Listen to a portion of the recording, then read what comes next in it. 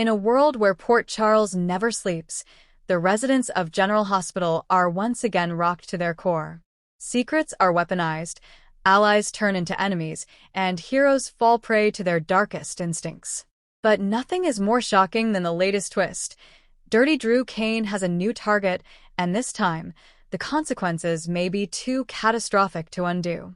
The transformation of Drew Kane from decorated war hero and stoic family man into a manipulative blackmailer has left viewers stunned. Once thought to be the moral compass in a town full of liars, Drew has veered off course since returning from Pentonville. His time in prison hardened him, and his trust in people, especially Carly and Sam, shattered completely.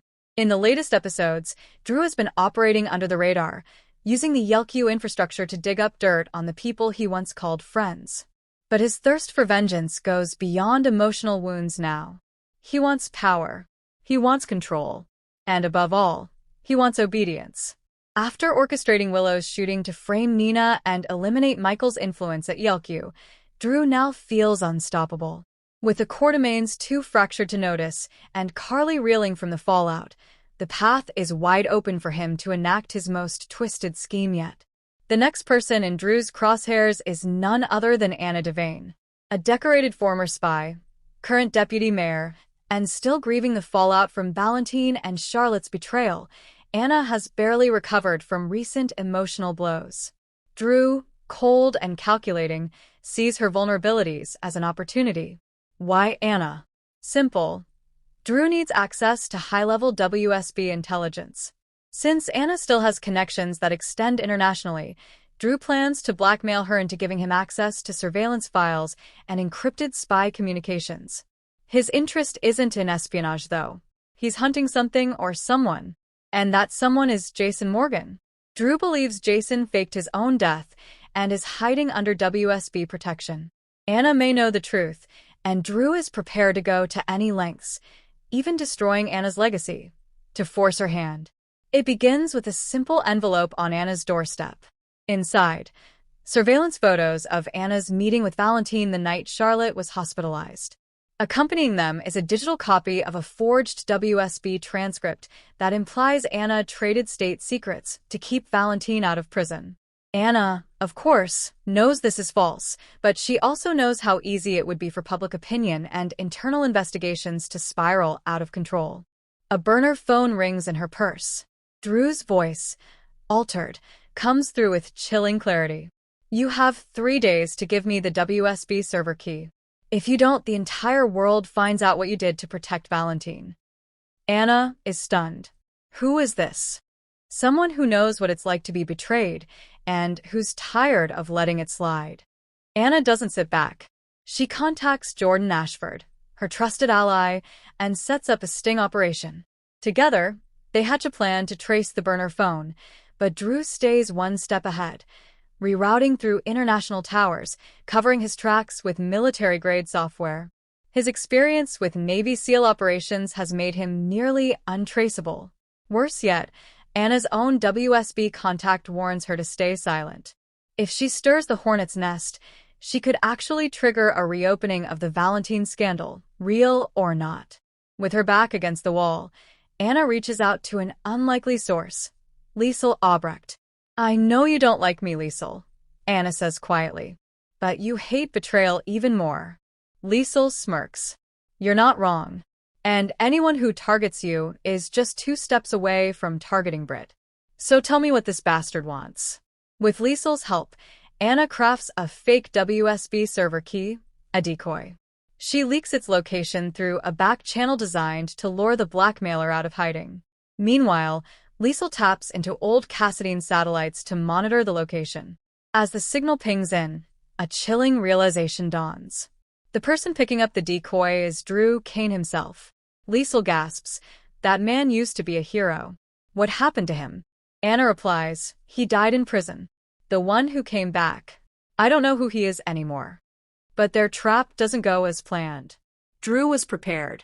As he picks up the fake key, Anna and Jordan prepare to arrest him, only to find a decoy of Drew, wearing a prosthetic mask and broadcasting their voices back to Drew in real time. "Nice try." Drew sneers through their surveillance system. But I told you, Anna. I learned how to break people in prison. And you? You're already broken. Word begins to spread that Anna is being investigated for misconduct. Valentine confronts her, thinking she's hiding the truth again. Frustrated, betrayed, and still emotionally raw, Valentine storms off, this time for good. Meanwhile, Drew zeroes in on another piece of leverage, Robin Scorpio Drake. He manages to intercept her hospital communications in San Francisco and crafts an email designed to look like Anna has leaked classified patient data. The intent? Discredit Robin, force her to defend herself publicly, and isolate Anna from even her daughter. This is no longer blackmail. It's psychological warfare. Anna finally breaks down in tears in her office. He's not after power. He's after me. My reputation. My legacy. My family. Carly, growing suspicious of Drew's recent cold behavior, breaks into his encrypted folder on Yelku's server using an old password from their Aurora days. What she finds is horrifying. Detailed blackmail plans, fake IDs, offshore accounts, photos of victims, including Sasha, Anna, and even Wiley. But what stands out most is a dossier labeled Phase 3, Carly's turn. Carly reads the summary. If Anna breaks, Carly will be next.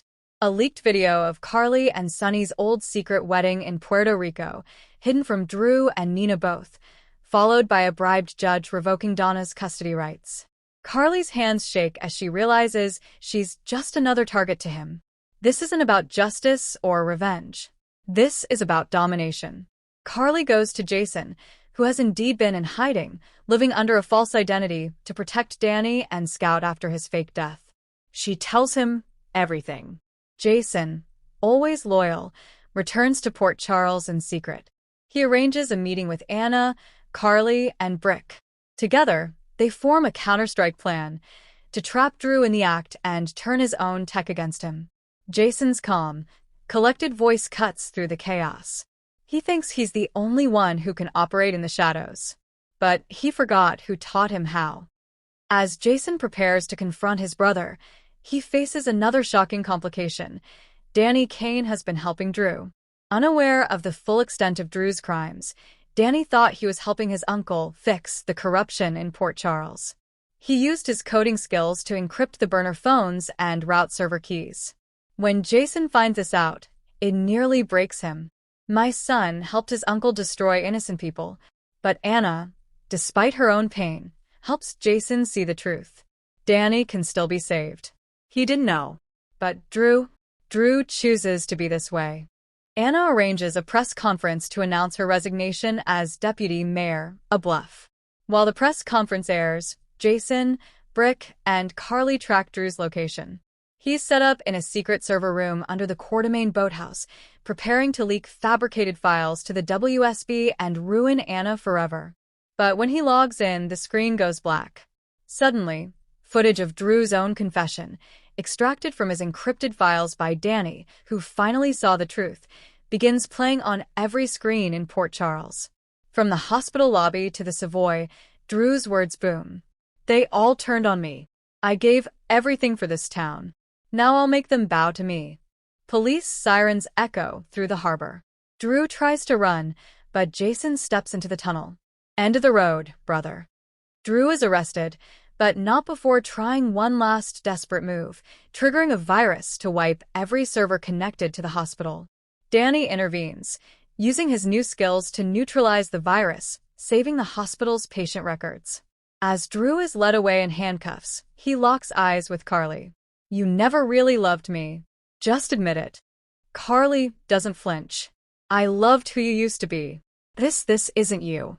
Anna is cleared of all charges, and Valentine returns, humbled and ashamed of ever doubting her.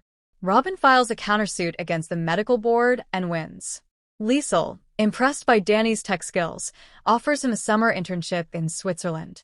Jason remains in Port Charles, ready to rebuild his relationship with his children. Carly, though scarred, finds strength in surviving yet another betrayal. But there's one last twist. As Drew sits alone in a holding cell, a mysterious man slides him a note through the bars. It's unsigned but contains a single sentence. Phase 4 begins now. In Port Charles, one blackmailer's downfall reveals the fragility of trust, the power of family, and the danger of unchecked vengeance. Drew Kane, once a symbol of strength, became a cautionary tale, proving that even the strongest souls can fall when they choose control over compassion. But his story may not be over. The storm may have passed for now, but Phase 4 is coming, and Port Charles may never be the same again.